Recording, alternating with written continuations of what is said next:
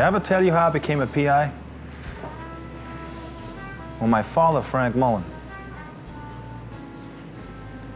he decided to leave the banking industry and become a private investigator. And when I was only a teenager, he would bring me along to help him out with some of his cases. I would be his footman. Now, being a footman meant that I would follow the subject. Not too close, not too far, staying out of sight. And my dad or one of his partners would be driving the car.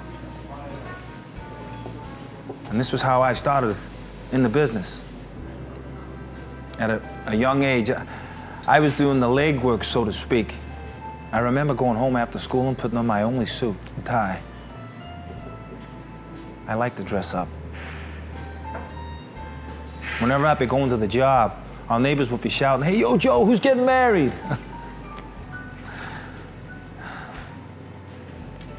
And one of his first clients was a lawyer by the name of John Brody.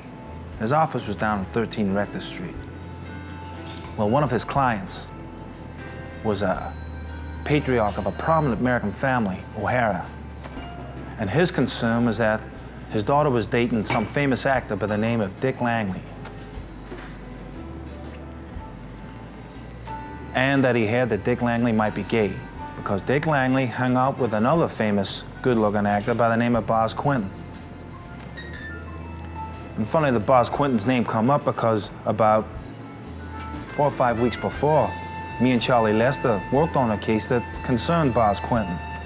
Some big Wall Street banker was concerned that his wife was cheating on him, and sure enough, it was Quentin.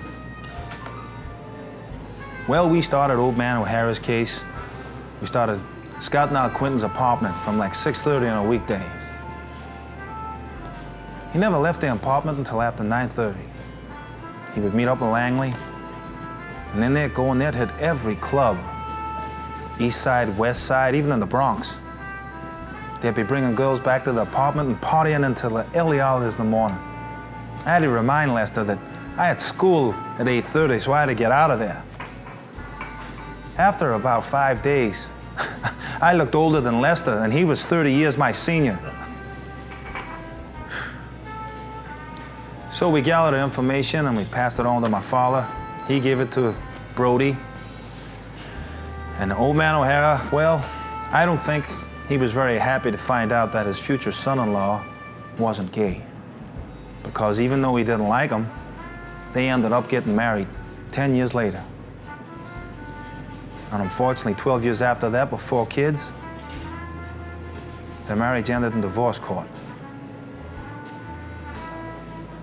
Now, Boz Quentin, he was a character. He used to change his suits every 3 hours.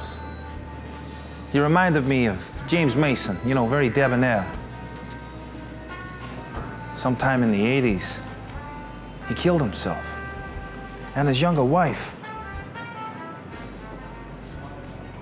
I reckon at the age of 67, all them nights of running around when he was younger with all them women must have caught up with him, made his heart soft.